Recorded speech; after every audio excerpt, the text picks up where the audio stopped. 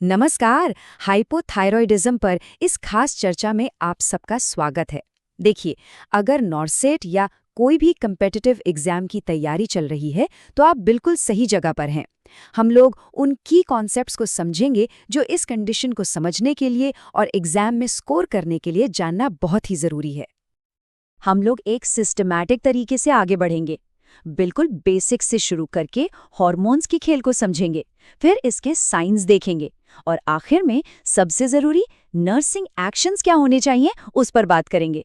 तो चलिए शुरू किया जाए।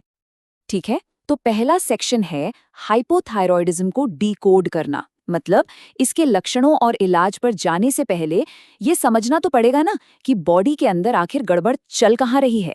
और यकीन मानिए, ये सब हॉर्मोन्स का ही खेल है।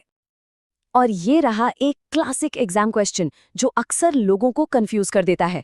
सवाल ये है कि प्राइमरी हाइपोथायरॉयडिज्म में जब थायराइड हार्मोन्स कम होते हैं तो ऐसा कौन सा हार्मोन है जो असल में बढ़ जाता है। सोचिए जरा, ये एक पहेली की तरह है जिसे सुलझाना बहुत जरूरी है। और इसका जवाब है TSH। इसे ऐसे समझिए, पिट्यूटरी ग्लैंड जो है वो एक मैनेजर की तरह है। वो थायराइड को T3 और T4 बनाने का ऑर्डर देता है। अब जब थायराइड ग्लैंड काम नहीं कर रहा तो मैनेजर क्या करेगा? वो और जोर से चिल्लाएगा, मतलब और ज्यादा TSH पंप करेगा, लेकिन कोई फायदा नहीं होता और बस यहीं पर नेगेटिव फीडबैक लूप फेल हो जाता है। तो ठीक है, हार्मोन्स का खेल तो समझ आ गया, लेकिन सवाल ये है कि थायराइड ग्लैंड आखिर काम करना बंद कर ही क्यों रहा है? अडल्ट्स में इसका सबसे कॉमन कल्प्रिट, मतलब सबसे आम कारण कौन है? और जवाब है हैशिमोटोस थायरॉयडाइटिस।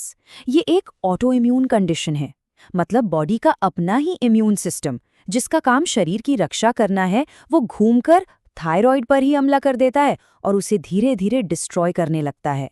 ये नाम और ये कॉन्सेप्ट दोनों ही एग्जाम के लिए बहुत जरूरी हैं। चलिए अब आते हैं सेक्शन 2 पर, संकेतों को पहचानना। अब हमें क्यों तो पता चल गया है, तो अब देखते हैं कि ये पेशेंट में दिखता कैसा है। ये वो साइंस एंड सिम्टम्स हैं जिन्हें पहचानना एक हेल्थ प्रोफेशनल के लिए बेहद जरूरी है। देखिए, हाइपोथायरॉयडिज्म को याद रखने का एक बहुत ही शानदार तरीका है इसकी तुलना इसके ठीक उल्टे यानी हाइपरथायरॉयडिज्म से करना। आप देखेंगे कि लक्षण बिल्कुल एक दूसरे के मिरर इमेज जैसे हैं। एक में ठंड नहीं बर्दाश्त होती तो दूसरे में गर्मी, एक में वजन बढ़ता है तो दूसरे में घटता है। एग्जाम के लिए ये कंपैरिजन एक बेहतरीन मेमोरी ट्रिक है। अब जरा हाइपोथायरॉयडिज्म पर फोकस करते हैं। इसमें सीधी सी बात है, सब कुछ स्लो डाउन हो जाता है। मेटाबॉलिज्म स्लो होता है तो वजन बढ़ता है, डाइजेशन स्लो होता है तो कॉन्स्टिपेशन होता है, हार्ट रेट स्लो हो जाती है जिसे ब्रेडिकार्डिया कहते हैं। ये जो पूरे सिस्टम की सुस्ती है ना, वही इन क्लासिक साइंस की जड़ है। और हाँ, एक बहुत बड़ा विजुअल क्यू भी है। सोचिए, हाइपरथायरॉयडिज्म में आंखें उभरी हुई होती हैं, राइट? यहाँ बिल्कुल उल्टा है। हाइपोथायरॉयडिज्म में चेहरे पर, खासकर आंखों के आसपास सूजन और पफीनेस आ जाती है जिसे पेरीऑर्बिटल इडीमा कहते हैं। ये एक बहुत ही क्लियर डायग्नोस्टिक साइन है।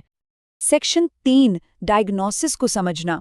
अब देखिए, सिम्टम्स तो हमें सही दिशा दिखाते हैं, लेकिन फाइनल कंफर्मेशन के लिए तो लैब टेस्ट्स ही चाहिए। तो सवाल ये है कि वो सबसे इम्पॉर्टेंट टेस्ट कौन सा है? हो सकता है आप T3 और T4 लेवल्स चेक करने के बारे में सोच रहे हों, और हाँ, वो इम्पॉर्टेंट है, लेकिन प्राइमरी हाइपोथायरॉयडिज्म को डायग्नोज करने के लिए सबसे सेंसिटिव लैब पैरामीटर कौन सा है? मतलब वो कौन सा पैरामीटर है जो सबसे पहले गड़बड़ी का सिग्नल देता है? और घूम फिर कर हम वापस TSH पर आ गए हैं। इसका बढ़ा हुआ लेवल ही सबसे सेंसिटिव मार्कर है, क्योंकि थायराइड के फेल होते ही ये तुरंत रिएक्ट करता है। याद रखिए, TSH बढ़ा हुआ है तो मतलब वो मैनेजर चिल्ला रहा है, यानी प्रॉब्लम थायराइड ग्लैंड में है। पर अगर TSH कम है और थायराइड हार्मोन्स भी कम है तो हो सकता है प्रॉब्लम मैनेजर में ही हो, मतलब पिट्यूटरी ग्लैंड में। Section 4, critical complications. ये वो हिस्सा है जहां चीजें सचमुच सीरियस हो जाती हैं। अगर हाइपोथायरॉयडिज्म को ट्रीट ना किया जाए तो ये एक क्रॉनिक कंडीशन से मेडिकल इमरजेंसी में बदल सकता है। यहाँ 2 बहुत ज़रूरी टर्म्स हैं जो पता होने चाहिए।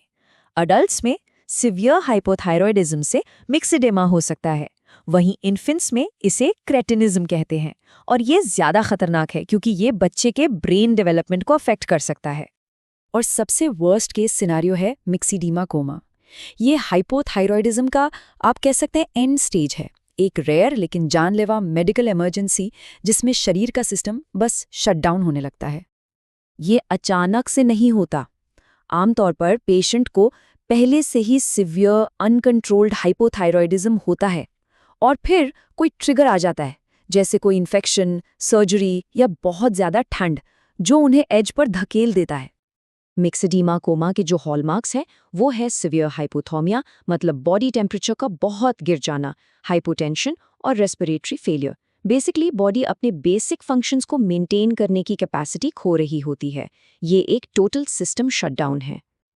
और अब आते हैं सबसे ज़रूरी हिस्से पर, सेक्शन 5, नर्सिंग एक्शन प्लान।